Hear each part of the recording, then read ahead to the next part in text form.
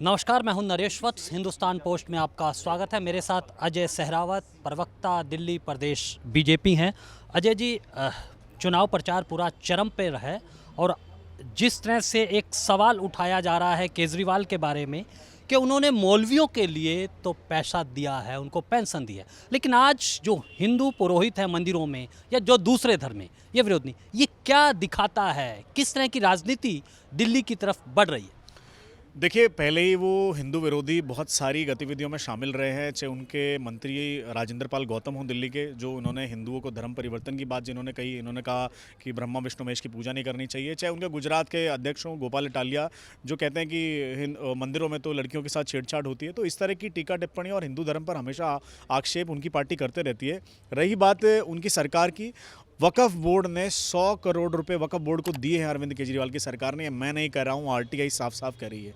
एक आरटीआई में ये खुलासा हुआ कि जब उनसे पूछा गया कि आप मौलवियों को और इमामों को कितनी सैलरी देते हैं, तो उन्होंने पहले ही आरटीआई में मना कर दिया कि हम कोई सैलरी नहीं देते हैं, क्योंकि वो नहीं चाहते थे कि पब्लिक डोमेन के बीच में जाए कि हम मौलवियों को सैलरी देते हैं और इस बात से समाज के बीच में डिस्प्यूट हो।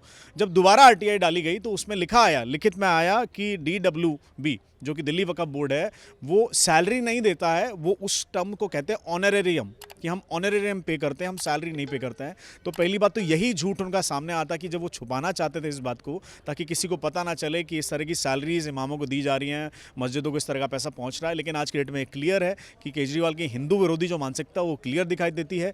सिर्फ एक धर्म विशेष के लिए आज हमारे दिल्ली के मुख्यमंत्री किस तरीके से 100 करोड़ का उनको मुआवजा देने को तैयार है, 100 करोड़ के पैसे देने को उनको तैयार है, इमामों को सैलरी देने को तैयार है। लेकिन एक तरफ वहीं हिंदू समाज के जो पुजारी हैं उनके लिए तो मुझे लगता है जीरो है, ठेंगा है। और उसके बाद वो नोटों पर गणेश जी की और लक्ष्मी जी की फोटो की बात करते हैं, तो मुझे लगता है बड़ा शर्मनाक है कि कैसे एक दिल्ली प्रदेश का मुख्यमंत्री एक समाज विशेष को फायदा पहुंचाने के लिए, सिर्फ अपने वोट बैंक को सेटिस्फाई करने के लिए, कैसे वो 100 करोड़ रुपए 32 करोड़ रुपए उनको चढ़ावा चढ़ा रहा है और दूसरी तरफ हिंदू समाज की तरफ वो उठाकर आंख उठाकर भी नहीं देखता है। अजय जी, आरडब्ल्यू को लेकर अभी कहा कि बीजेपी ने अपने संकल्प पत्र में ये कहा कि वो आरडब्ल्यू को सशक्त करेंगे, पैसा भी देंगे, लेकिन कल केजरीवाल ने कहा कि वो मिनी पार्षद आरडब्ल्यू को बनाएंगे। क्या लगता है कि बीजेपी कहीं कम रही है या उसकी मार्केटिंग नहीं कर पाई है और केजरीवाल की जो मार्केटिंग है वो कुछ ज़्यादा है? कैसे देखते हैं इसको आप?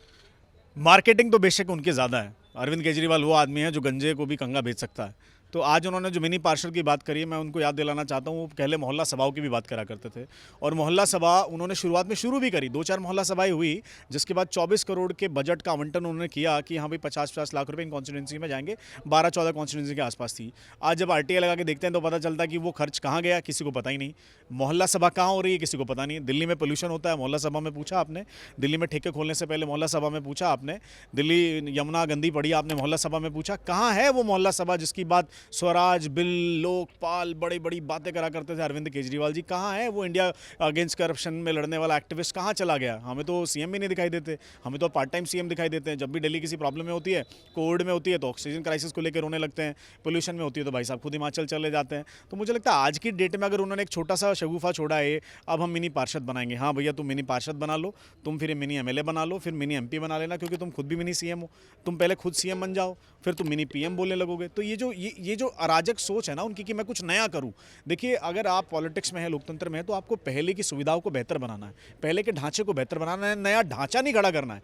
लोग एमसीडी से काम चाहते हैं, लोग एमसीडी की तरह काम नहीं करना चाहते। अब लोग घर चलाएंगे कि एमसीडी चलाएंगे? तो मुझे लगता है जिस आदमी के पास आज खुद कोई मंत्रालय नहीं है, वो गैर जिम्मेदाराना तरीके से एक मुख्यमंत्री हैं, जो अपने आप को बेटा कहते हैं, भाई कहते हैं दिल्ली का। अरे भाई, दिल्ली का बेटा और दिल्ली का भाई तो जिम्मेदार आदमी होना चाहिए। तो आपके पास मंत्रालय होना चाहिए, मंत्रालय भी आपके पास नहीं है, और उसके बाद आप बात करते हो मिनी पार्षद बनाने की। तो मुझे लगता है ये सब सिर्फ उनके पॉलिटिकल दावे हैं और इसके अलावा कुछ नहीं है। ज़मीन पर आपको कभी कुछ दिखाई ही नहीं देगा। एक आखिरी सवाल है, बीजेपी इस सिकोफे की राजनीति से कैसे लड़ेगी? पूरे देश में वो अच्छा कर रही है, लेकिन केजरीवाल दिल्ली में आके बीजेपी उसका मुकाबला नहीं कर पाती है। नहीं, ऐसा कुछ नहीं है। हम लोकसभा लगातार जीत रहे हैं, हम लगातार एमसीडी में जीत रहे हैं, 2 सरकारें हम बना रहे हैं। आप ऐसे कैसे कह सकते हैं? विधानसभा में बेशक उनकी बाजी लग गई है, इसका मतलब सिकोफे की बात कर रहा हूँ।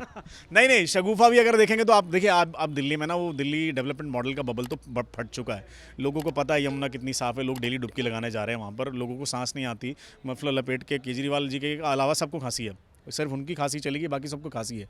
तो मुझे लगता है पोल्यूशन हो, यमुना हो, दिल्ली के PWD के रोड, मैं नहीं कह रहा हूँ कि आप मेरी बात मानिए कि मैं भाजपा प्रवक्ता हूँ, आपको लगता होगा कि ऐसे कह रहे हैं। आप PWD के रोड पर आप CP से लेकर एक बार औचंदी बॉर्डर तक चले जाइए, आपको रोड्स की हालत पता चल जाएगी। आप कहीं पर भी चले जाइए, कोई वाटर ट्रीटमेंट प्लांट चल रहा है क्या? अरे वसंत कुंज जैसे पॉश इलाके में जिनके फ्लैट्स के नाम कावेरी यमुना पर हैं, वहाँ पर पानी की किल्लत है, वहाँ टैंकर माफिया आ गया है। आप 58,000 करोड़ के नीचे दिल्ली जल बोर्ड बैठा हुआ है। आप जिस भी डिपार्टमेंट को उठा के देखेंगे वो करप्शन के नीचे लिफ्ट मिलेगा। कौन सी बात है दिल्ली डेवलपमेंट मॉडल की बात करें, कौन सा लंदन बन गया दिल्ली? मैं भी यहीं रहता हूँ, आप भी रहते हैं, चलिए मेरे साथ, कौन सा लंदन पेरिस नज़र आ रहा है, चलिए आज ही बाहर चल के देख लेते हैं। छोटी सी दिल्ली है, 70,000 करोड़ का बजट है, देश की सबसे महंगा बजट है, देश की सबसे महंगी सरकार, और काम जीरो। तो मुझे लगता है, और ये शगुफे नहीं तो और क्या है, सिर्फ शगुफे ही तो हैं। अब तो 8 साल हो गए, अब तो ये भी नहीं कह सकते मैं तो 6 महीने में आया हूँ करके दिखाऊंगा। उनसे पूछो 2020 में तो कह रहा 25 में बताऊंगा, 25 में पूछेंगे तो 30 में बताएंगे। तो मुझे लगता है ये तो सिर्फ पॉलिटिकल शगुफे हैं, काम वाम नहीं करना उनको, वो सीरियस नहीं काम को लेकर। चलो बहुत बहुत शुक्रिया। तो ये थे अजय सहरावत जो कह रहे थे कि केजरीवाल सिर्फ सिगोफे की राजनीति करते हैं, लेकिन बीजेपी अपने ढंग से राजनीति को आगे बढ़ा रही है।